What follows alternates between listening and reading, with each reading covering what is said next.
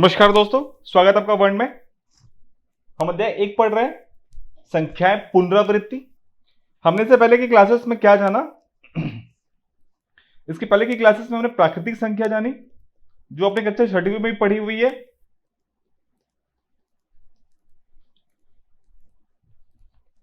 प्राकृतिक संख्याओं के गुण जाने आपने।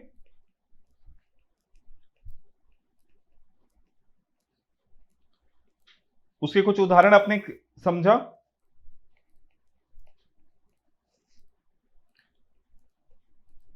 फिर आपने क्या जाना? पूर्ण संख्याएं।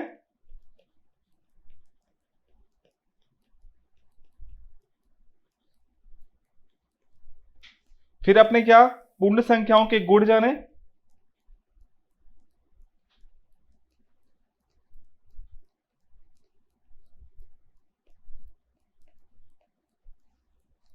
प्राकृतिक संख्या यानी n कहां से शुरू होता है? n बराबर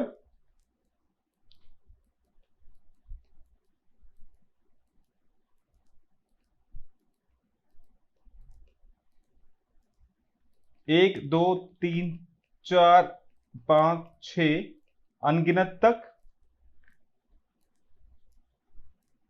वहीं पूर्ण संख्याओं को होल नंबर यानी ये चालू होता है 0, 1, 2, 3, 4, 5, 6, 7 से अनगिनत तक। यहां तक आपने जाना पूर्ण संख्याओं। उसके बाद हमने अंत में आपको बताया था पूर्णांक संख्याओं के विषय में।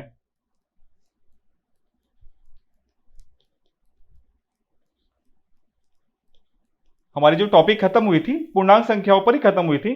पूर्णांक संख्याएं वो संख्याएं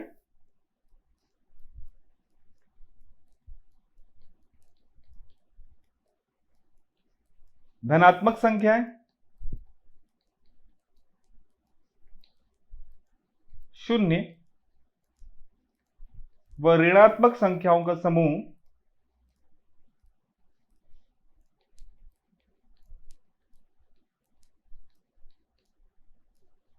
ऋणात्मक संख्याओं का समूह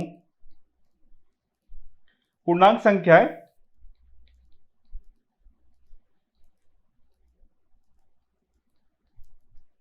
कहलाती हैं।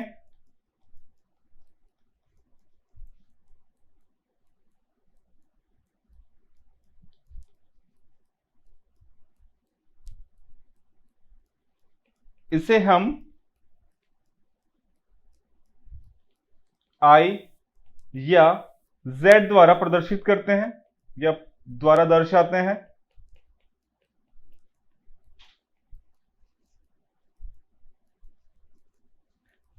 पूर्णांक संख्याएं यानी I बराबर होता है अनगिनत ऋणात्मक संख्या ऋण 5, ऋण 4, ऋण 3, ऋण 2, ऋण 1, 0, 1, 2, 3, 4, 5, 6, 7 से अनगिनत तक।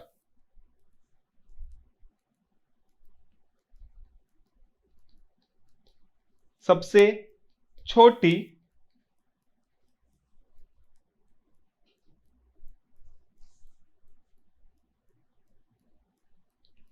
व सबसे बड़ी पूर्णांक संख्याएं नहीं होती है।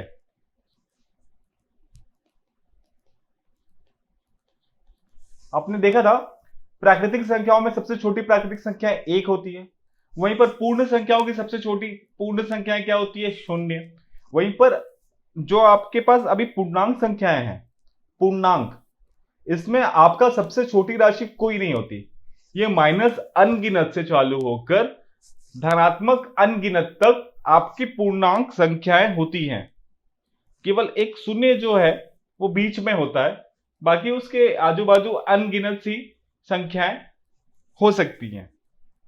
अब आप बोलेंगे अनगिनत, जैसे धनात्मक संख्याओं में मैंने आपको बताया था अनगिनत कैसे, कि आप उसमें कितना भी संख्या जोड़ दीजिए वो एक और धनात्मक हो जाएगा। उसी प्रकार ऋणात्मक में भी आप एक और -1 उसमें घटा दीजिए, तो ऋण और ऋण को आपस में घटाएंगे। अभी हम इसके ऊपर हम थोड़ा आगे और आएंगे कि ऋण और ऋण कैसे धन होते हैं और क्या होता है। किंतु उसी प्रकार से हम एक और उसमें जोड़ दिए तो वो एक और अनगिनत होता चला जाएगा ऋणात्मक संख्याओं में भी। बात समझिएगा फिर से, ऋणात्मक संख्याओं में भी अनगिनत ऋणात्मक संख्याओं से शुरू हो सकता है i या z, और धनात्मक संख्या तक i या z जा सकता है। तो इसकी छोटी या बड़ी संख्या कुछ भी नहीं होती है। अब हम पूर्णांक संख्याओं के गुण के विषय में जानेंगे।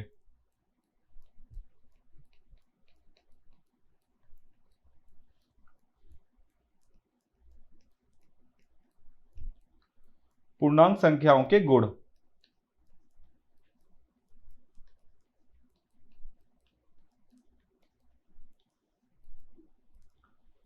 इसका पहला गुण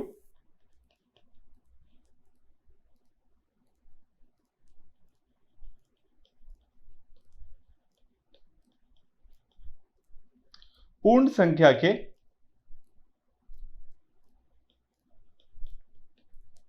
सभी गुण पूर्णांक संख्या के लिए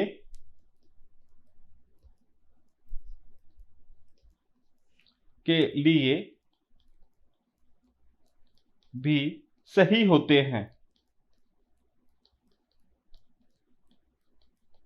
अगर आपको नहीं मालूम कि पूर्ण संख्याओं के गुण क्या होते हैं, इसका मतलब आपने 2 क्लास मिस कर दिया है। आप पिछले दोनों क्लासेस में आइए और उसे आप फिर से जानने का प्रयास कीजिए कि आपका प्राकृतिक संख्या क्या है, पूर्ण संख्या क्या है। वैसे तो ये कक्षा 6वीं में भी पढ़ाई जा चुकी है, किंतु फिर भी आप कक्षा 7वीं के पहले दोनों क्लासेस में आइए और प्राकृतिक संख्या फिर पूर्ण संख्या, उसके बाद आप पूर्णांक संख्याओं के विषय में विस्तार पूर्वक जानने का प्रयास करिए। ठीक है, अब हम आते हैं इसके गुण नंबर 2 पे।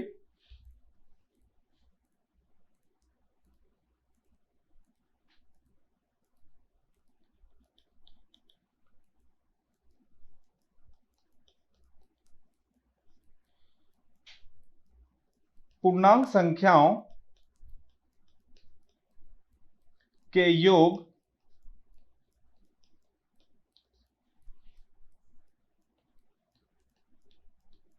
अंतर व गुणा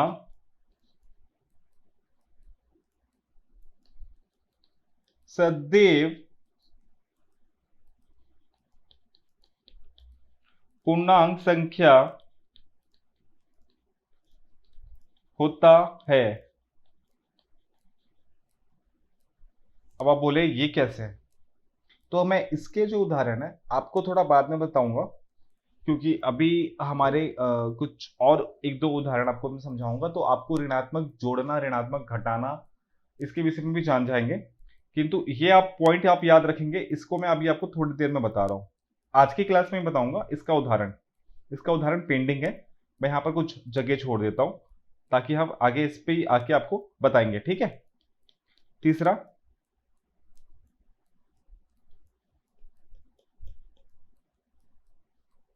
पूर्णांक संख्या के भाग पूर्णांक हो भी सकते हैं, संख्या हो भी सकती है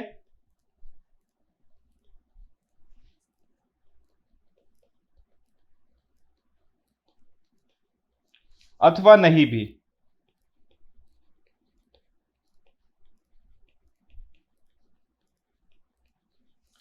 देखिए, आपको याद होगा जब हम प्राकृतिक संख्याओं एवं पूर्ण संख्याओं के विषय में जान रहे थे, तो आपने देखा होगा कि पूर्ण संख्याओं एवं प्राकृतिक संख्याओं में केवल योग ही ऐसे थे, जोड़ना एवं गुणा ही ऐसे थे जहां पर उनके जो उत्तर निकलते वो या तो प्राकृतिक निकलते या तो आपका पूर्ण निकलते, मतलब दोनों में सेम निकल रहा था। किंतु यहां पर पूर्णांक संख्याओं में उनके जो अंतर है, ये देखिए अंतर वहां अंतर नहीं था, वहां पर क्या था, केवल योग था और गुणा था। अब यहां पर क्या आ गया, अंतर। तो अंतर भी पूर्णांक संख्याएं होती है। कैसे होती है मैं आपको थोड़ा आगे जाके बताऊंगा। किंतु अभी तक केवल आप इतना जानिए।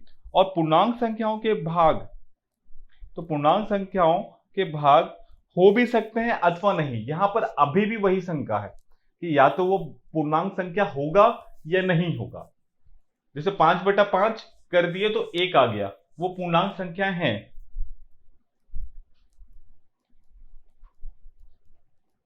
उदाहरण के लिए 5/5 बराबर 1, इसको हम पूर्णांक संख्या को हम आई कहते हैं, यह भी आई है, ठीक है। उसका एक और उदाहरण है, मैं आपको थोड़ा रुक के बताऊंगा। यहां पर मैं आपको इसका भी एक उदाहरण दे देता हूं, अंतर वाला। ये पहले एक और उदाहरण हम इसका कर लेते हैं। 1/5 बराबर, ये आई नहीं होगा, ये आएगा 1/5, आई नहीं है।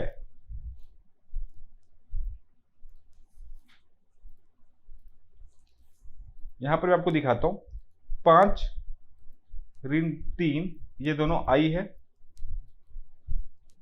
2 ये भी आई हुआ, 3-5 तो 3 में से 5 गया।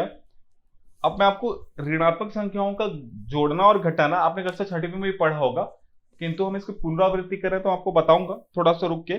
किंतु यहां पर 3 में से 5 आता है तो ये ऋण 2 होता है, और ऋण 2 भी आप देखेंगे आई ही है।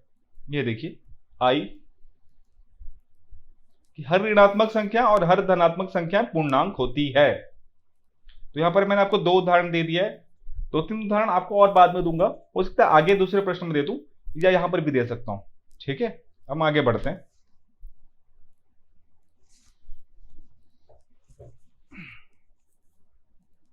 अब आते हैं इसके दूसरे गुण पर, जो बहुत ही महत्वपूर्ण गुणों में से एक है।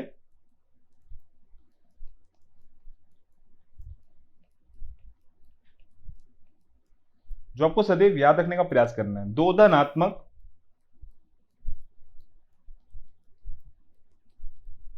पूर्णांकों का योगफल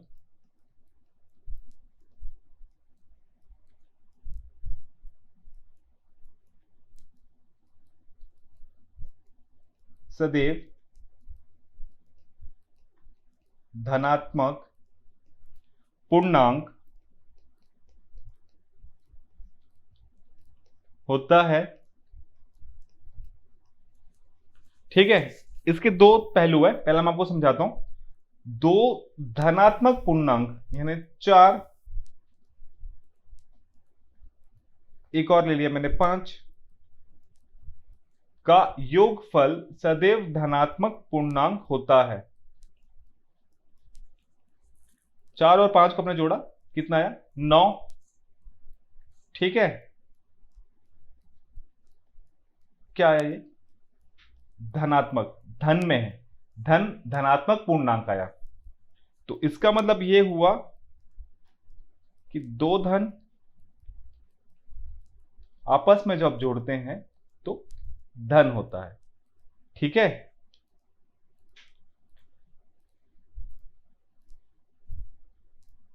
तो जहां पर भी आपको धनात्मक संख्या है आपस में जुड़ रही हैं,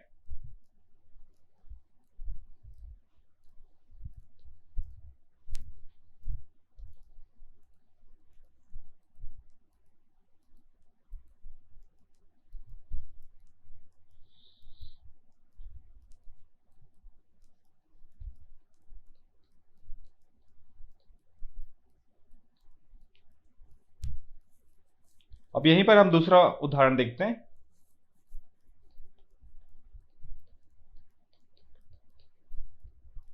दो ऋणात्मक पूर्णांकों का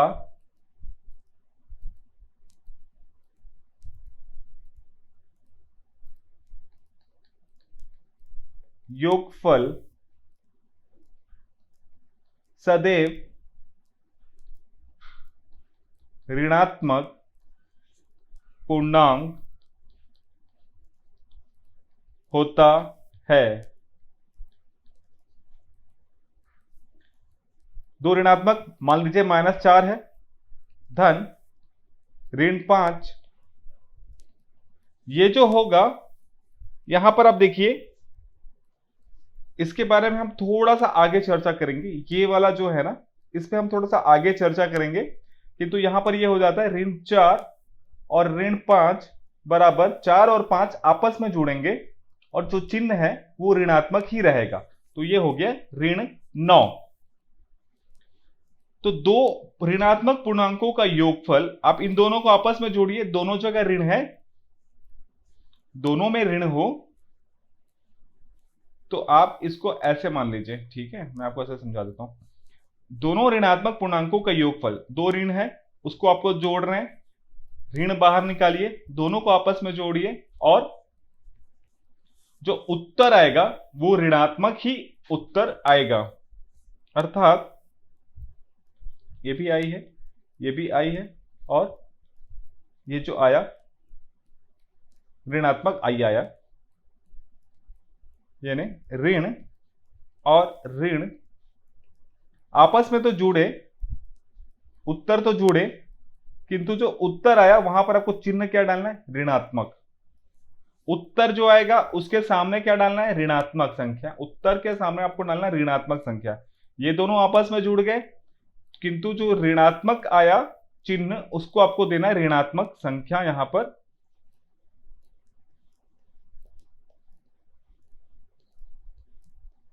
ये सदैव याद रखने योग्य बातें हैं। ये नियम नंबर 2, ऋण और ऋण आपस में जब जुड़ते हैं तो उनका परिणाम, वो जुड़ते तो अवश्य हैं किंतु उनका परिणाम हमेशा ही ऋणात्मक परिणाम ही आता है, हमेशा ऋणात्मक परिणाम ही आता है। तो दो ऋणात्मक संख्याएं आपस में जुड़ेगी तो उसका परिणाम सदैव ऋणात्मक ही आएगा। ऋणात्मक यानी 4 और 5, ऋण 4 और ऋण 5 को हमने जोड़ा तो उत्तर भले 4 और 5 को हमने जोड़ा 9 आया, किंतु दोनों जगह जब सामने ऋण हो, दोनों जुड़ रहे हैं तो उसके उत्तर में हमेशा ऋण ही आएगा। ये है हमारा नियम नंबर 2, जो आपको सदैव याद रखना है, वो याद रहे। अब हम 5वां नंबर देखेंगे।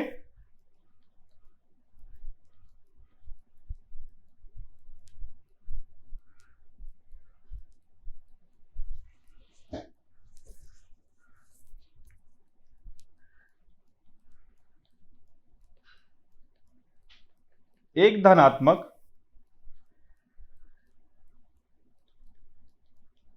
एवं एक ऋणात्मक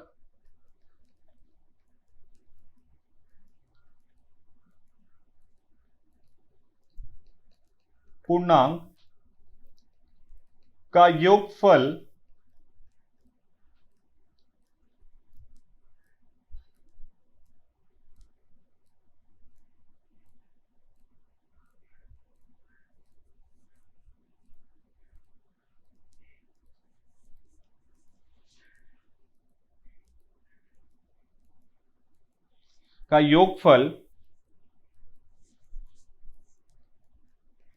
हो तो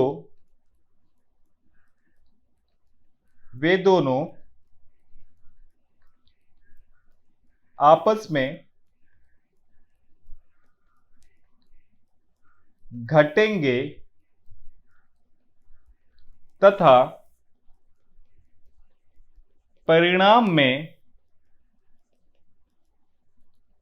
जिसका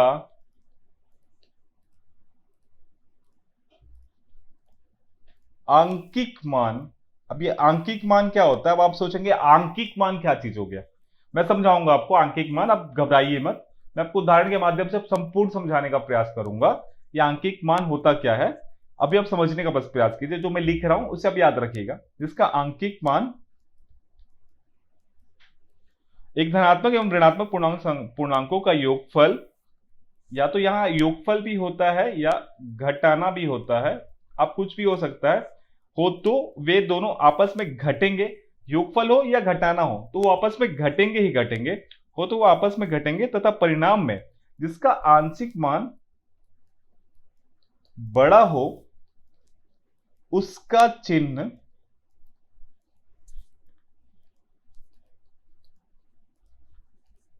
लग जाता है।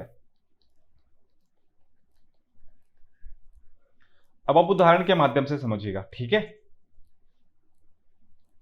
हम यहीं पर करते हैं, 4 और 5 में हम कर रहे हैं तो 4 और 5 में ही करते हैं। मान लीजिए 4 है, धन ऋण 5। अभी आप मान लीजिए ये एक उदाहरण है, ठीक है। तो मैंने आपको क्या कहा, एक धनात्मक और एक ऋणात्मक, तो एक धन और एक ऋण आपस में जुड़ गए या घट गए, जो भी है, तो भी हमने जुड़ने का स्थान दिया, जुड़ रहे हैं हो तो दोनों आपस में घटेंगे। तो 5 में से 4 गया, कितना आया, 1। दोनों घट गए, 5 में से 4 आपने घटा दिया, 1 आया। तथा परिणाम में जिसका आंकिक मान, आंकिक है मान यानी क्या होता है, 4 बड़ा है या 5, आंकिक मान ये होता है 4 या 5। तो बड़ा क्या है आपके पास, 5। 5 बड़ा है, क्या बड़ा है, 5।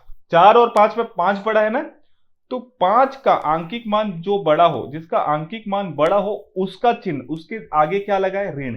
तो यहां पर ये लग गया ऋण, ठीक है। क्या लग गया, ऋण।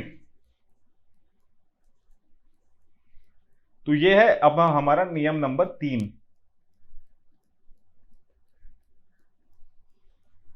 अब यहीं पर समझते हैं, ये भी आई है, ये भी आई है, और ऋणात्मक आई बना।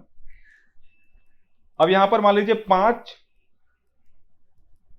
धन ऋण 4 है, समझने का प्रयास कीजिए, ठीक है। 5 यह हमारा धनात्मक है और 4 ऋणात्मक है।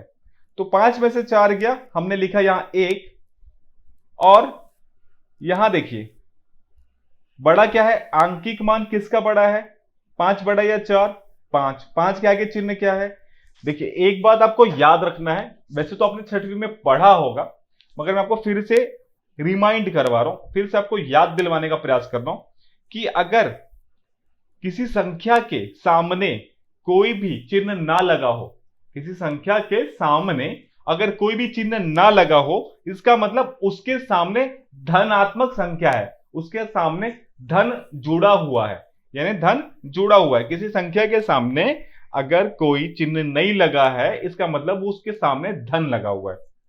तो इसके सामने क्या लगा, धन। तो धन 5 बड़ा है या ऋण 4, तो आप ये ध्यान दीजिएगा कि 5 बड़ा है 4 से, आंकिक मान 5 का ज्यादा बड़ा है, इसलिए उसके सामने जो लगा चिन्ह धन, ये यहां धन ही रहेगा। या तो आप इसे धन 1 कर सकते हैं या आप सिर्फ 1 भी लिख सकते हैं, तो आपका उत्तर आ जाएगा। तो यहां देखिए, यहां आई है, यहां आई है, किंतु जिसका आंकिक मान बड़ा है उसका चिन्ह सब उसके सामने लग गया। तो आपको यह याद रखना है, एक धनात्मक एवं एक ऋणात्मक पूर्णांकों का योगफल या घटाना हो तो वे दोनों आपस में घटेंगे तथा परिणाम में जिसका आंकिक मान बड़ा हो, यानी जो बड़ा होगा, 4 बड़ा हो, 5 बड़ा हो, 10 बड़ा हो, जो बड़ा होगा उसका चिन्ह, अगर वो बड़ा का चिन्ह ऋण है तो ऋण लग जाएगा, अगर धन का चिन्ह बड़ा हो तो धन लग जाएगा। तो ये आपको याद रखना, ये हमारा नियम नंबर 3 है। ये आपको आगे बहुत ज्यादा काम आने वाला है, हर जगह।